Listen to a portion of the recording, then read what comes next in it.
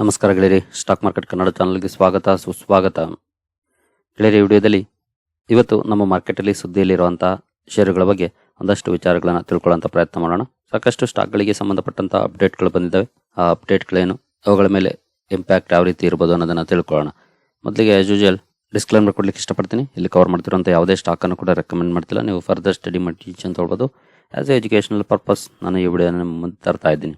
ನಿನ್ನೆ American market performance ಅನ್ನು ನೋಡಿದ್ರೆ ಅಮೆರಿಕನ್ ಮಾರ್ಕೆಟಲ್ಲಿ 78 ಪಾಯಿಂಟ್ಸ್ ಅಥವಾ 0.20% ಪಾಸಿಟಿವ್ ಪರ್ಫಾರ್ಮೆನ್ಸ್ ಬಂದಿದೆ.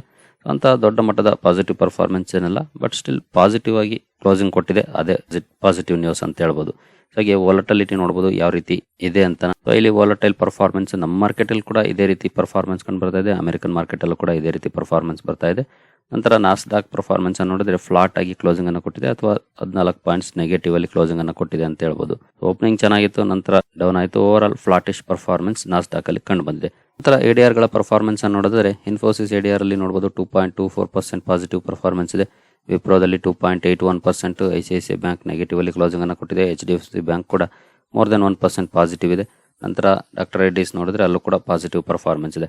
ಸೊ ಎಸ್ಪೆಷಲಿ ಐಟಿ ಸ್ಟಾಕ್ಗಳು ಚೆನ್ನಾಗಿ ಪರ್ಫಾರ್ಮ್ ಮಾಡಿದಾವೆ ಅಂತ ಹೇಳ್ಬೋದು. ಅದಕ್ಕೆ ಕಾರಣ ನಿನ್ನೆಯ ವಿಡಿಯೋದಲ್ಲಿ ತಿಳಿಸ್ಕೊಟ್ಟಿದ್ದೀನಿ. ಅದೇ ಕಾರಣಕ್ಕೆ ಪಾಸಿಟಿವ್ ಪರ್ಫಾರ್ಮೆನ್ಸ್ ಕೂಡ ಕಂಡು ಬಂದಿರಬಹುದು.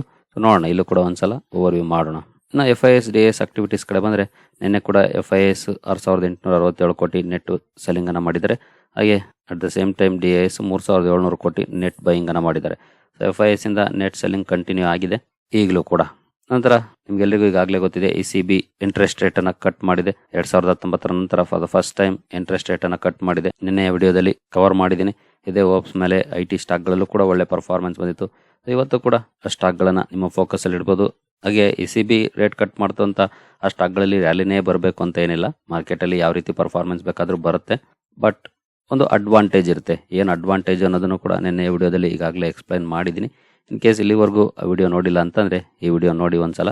ಐಟಿ ಷೇರುಗಳಿಗೆ ಭರ್ಜರಿ ಸುದ್ದಿ ಇದನ್ನ ನೋಡಿದ್ರೆ ನಿಮ್ಗೆ ಈಗಾಗಲೇ ಗೊತ್ತಿರುತ್ತೆ. ಇಂಟ್ರೆಸ್ಟ್ ರೇಟ್ ಕಡಿಮೆ ಆದ್ರೆ ಯಾಕೆ ಐಟಿ ಸ್ಟಾಕ್ಗಳಲ್ಲಿ ಒಳ್ಳೆ ಪರ್ಫಾರ್ಮೆನ್ಸ್ ಬರುತ್ತೆ ಅಂತ. ಸೊ ಮೇ ಬಿ ಕಂಪನಿಗಳ ಅಡಿಷನಲ್ ಸ್ಪೆಂಡಿಂಗ್ ಜಾಸ್ತಿ ಆಗ್ಬೋದು. ಹಾಗಂತ ನೆಕ್ಸ್ಟ್ ಈಗಲೇ ಜಾಸ್ತಿ ಆಗ್ಬಿಡುತ್ತೆ ಅಂತ ಏನಲ್ಲ, ಮುಂದಿನ ದಿನಗಳಲ್ಲಿ ಜಾಸ್ತಿ ಆಗುವಂತ ಚಾನ್ಸಸ್ ಇರುತ್ತೆ. ಅದೊಂದು ಪಾಸಿಟಿವ್ ಮೊಮೆಂಟಮ್ ಅನ್ನ ಐಟಿ ಸ್ಟಾಕ್ಗಳಿಗೆ ತಂದುಕೊಡುತ್ತೆ. ಎಸ್ಪೆಷಲಿ ಯುರೋಪ್ ಸೆಂಟ್ರಿಕ್ ಬಿಸ್ನೆಸ್ ಮಾಡುವಂತ ಕಂಪನೀಸ್. ಮೆಜಾರಿಟಿ ಕಂಪನೀಸ್, ಎಸ್ಪೆಷಲಿ ದೊಡ್ಡ ಕಂಪನಿಗಳಲ್ಲಿ IT companies Europe and US ಅಲ್ಲಿ ಬಿಸ್ನೆಸ್ ಅನ್ನ ಮಾಡ್ತವೆ. ಅವುಗಳ ಮೇಜರ್ ಬಿಸ್ನೆಸ್ ಇರೋದೇ ಯುರೋಪ್ ಅಂಡ್ US. ಹಾಗಾಗಿ ಅವುಗಳಿಗೆ ಇಂಪ್ಯಾಕ್ಟ್ ಇದ್ದೇ ಇರುತ್ತೆ. ಸೊ ಇವತ್ತು ಕೂಡ ಈ ಸ್ಟಾಕ್ಗಳನ್ನ ನಿಮ್ಮ ವಾಚ್ ಲಿಸ್ಟ್ ಅಲ್ಲಿ ಇಟ್ಕೊಳ್ಬಹುದು. Infosys, HCL tech, Coforge, LTIMindtree, Persistent system, emphasis.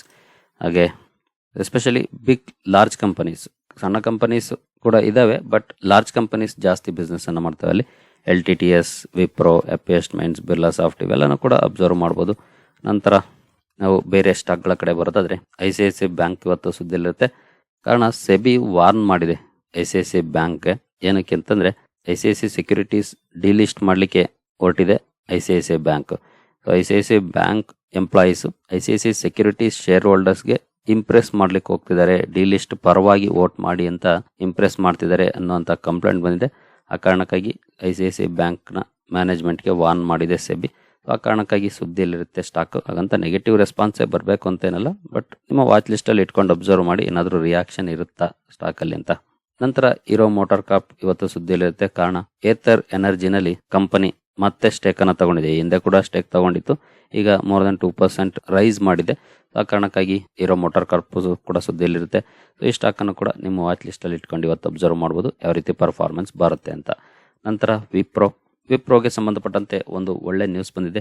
ಅದೇನಂತಂದ್ರೆ 4,100 ಕೋಟಿ ಡೀಲ್ ಆಗಿದೆ. ಅಂದ್ರೆ ಆರ್ಡರ್ ಸಿಕ್ಕಿದೆ. US ನ ಒಂದು ಕಂಪನಿಯಿಂದ ಕಮ್ಯುನಿಕೇಶನ್ ಸರ್ವಿಸಸ್ಗೆ ಸಂಬಂಧಪಟ್ಟಂತೆ ವಿಪ್ರೋಗೆ ಆರ್ಡರ್ ಸಿಕ್ಕಿದೆ, ಅಥವಾ ಡೀಲ್ ಅಂತಾನೆ ಹೇಳ್ಬೋದು.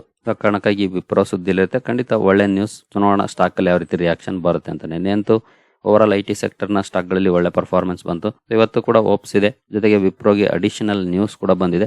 ನೋಡೋಣ ಯಾವ ರೀತಿ ರಿಯಾಕ್ಷನ್ ಬರುತ್ತೆ ಅಂತ. ವಿಪ್ರೋ ಇವತ್ತು ಅಬ್ಸರ್ವ್ ಮಾಡಿ ಯಾವ ರೀತಿ ಪರ್ಫಾರ್ಮೆನ್ಸ್ ಬರುತ್ತೆ ಅಂತ. ಹಾಗೆ ಇದರಲ್ಲಿ ಇನ್ವೆಸ್ಟ್ ಮಾಡೋದಕ್ಕೆ ಮುಂಚೆ ಒಂದು ವಿಷಯ ನಿಮಗೆ ಗೊತ್ತಿರಬೇಕು, ತುಂಬಾನೇ ಸ್ಲೋ ಮೂವಿಂಗ್ ಸ್ಟಾಕ್ ಇದು. 2020 ಭರ್ಜರಿ ಮೂವ್ ಆಗ್ಬಿಡ್ತು ಸ್ಟಾಕ್. ತುಂಬಾ ಜನ ಅವಾಗ ಇನ್ವೆಸ್ಟ್ ಮಾಡಿ ಈ ಮೂಮೆಂಟ್ ಅಲ್ಲಿ ತಗಲಾಕೊಂಡ್ಬಿಟ್ಟಿದ್ದಾರೆ ಹೈಯರ್ ಲೆವೆಲ್ ಅಲ್ಲಿ. ಈಗಲೂ ಕೂಡ 20-25% ಡೌನ್ ಅಲ್ಲೇ ಇದೆ. ನೀವು ಇಲ್ಲಿ ನೋಡಬಹುದು 32% ಡೌನ್ ಇದೆ. ಸೊ ಇದರ ನೇಚರ್ ಸ್ಲೋ ಮೂವಿಂಗ್.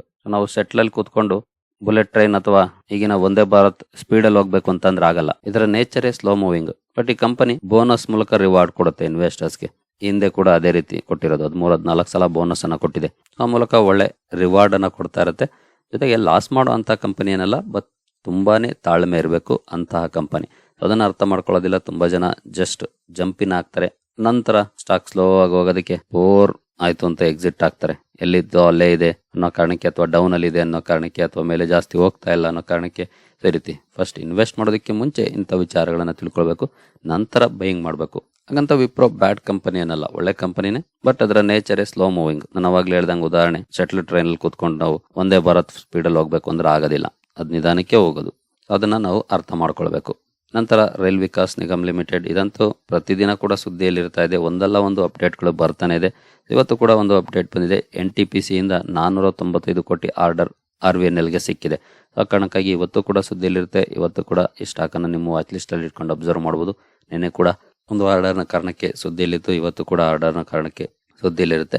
ನೋಡೋಣ ಸ್ಟಾಕ್ ಅಲ್ಲಿ ಯಾವ ರೀತಿ ರಿಯಾಕ್ಷನ್ ಬರುತ್ತೆ ಅಂತ. ನಂತರ ಮಸ್ಟೆಕ್ ಲಿಮಿಟೆಡ್ ಕೂಡ ಸುದ್ದಿಯಲ್ಲಿರುತ್ತೆ. ನಿನ್ನೆ ಕೂಡ ಒಳ್ಳೆ ಪರ್ಫಾರ್ಮೆನ್ಸ್ ಈ ಸ್ಟಾಕ್ ಅಲ್ಲಿ ಬಂದಿದೆ.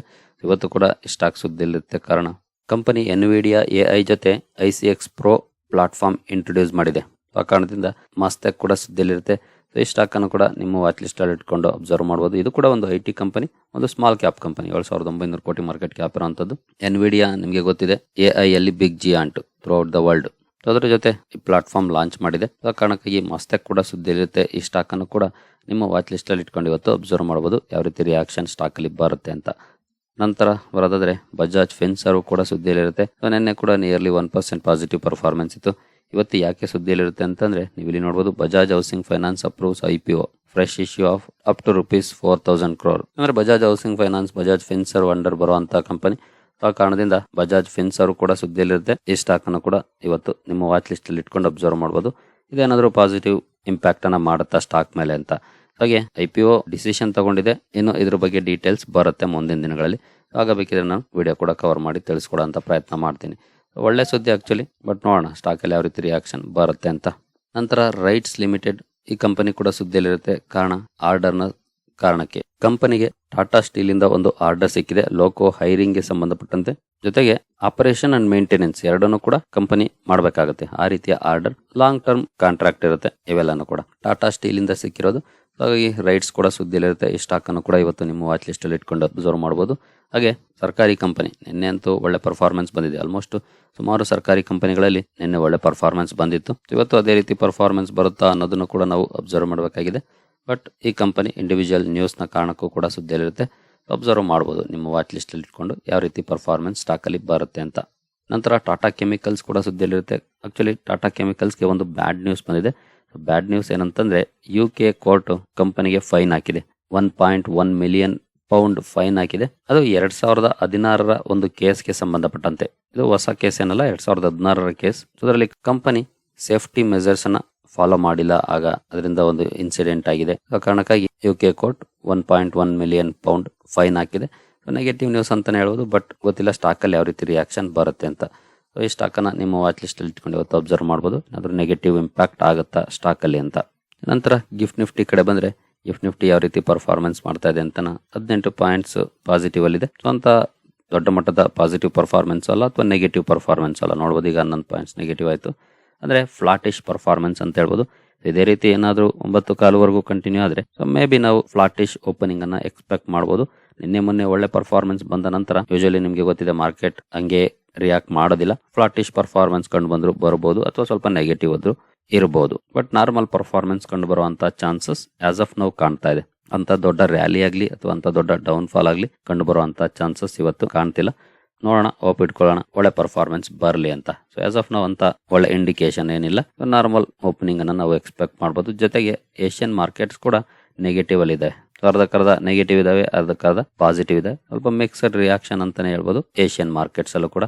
ನಂತರ ಡೌ ಜೋನ್ಸ್ ಅಲ್ಲಿ ಒಳ್ಳೆ ಪರ್ಫಾರ್ಮೆನ್ಸ್ ಇದೆ. 39 ಪಾಯಿಂಟ್ಸ್ ಅಥವಾ 0.1% positive performance Dow Jones futures ಅಲ್ಲಿ ಕಂಡು ಬರ್ತಾ ಇದೆ. ಜೊತೆಗೆ IT ಸ್ಟಾಕ್ ಗಳಿಗೆ ಸಂಬಂಧಪಟ್ಟಂತೆ ಒಂದು ಒಳ್ಳೆ ನ್ಯೂಸ್ ಕೂಡ ಇದೆ. ನೋಡೋಣ, ಅದೆಲ್ಲಾನು ಕೂಡ ಏನಾದ್ರೂ ಪಾಸಿಟಿವ್ ಇಂಪ್ಯಾಕ್ಟ್ ಅನ್ನ ಮಾಡಿದ್ರೆ ಮಾರ್ಕೆಟ್ ಕೂಡ ಪಾಸಿಟಿವ್ ಮೊಮೆಂಟಮ್ಗೆ ಬರ್ಬೋದು. ನೋಡೋಣ, ಹೋಪ್ ಇಟ್ಕೊಳ್ಳೋಣ. ಸರಿ ಗೆಳೆಯರಿ, ಈ ಎಲ್ಲ ಅಪ್ಡೇಟ್ಸ್ ನಿಮಗೆ ಇಷ್ಟ ಆಗಿದೆ ಅಂದ್ಕೊಳ್ತೀನಿ. ಮುಂದಿನ ವಿಡಿಯೋದಲ್ಲಿ ಸಿಗೋಣ. ಅಲ್ಲಿವರೆಗೂ ಜೈ ಹಿಂದ್, ಜೈ ಕರ್ನಾಟಕ.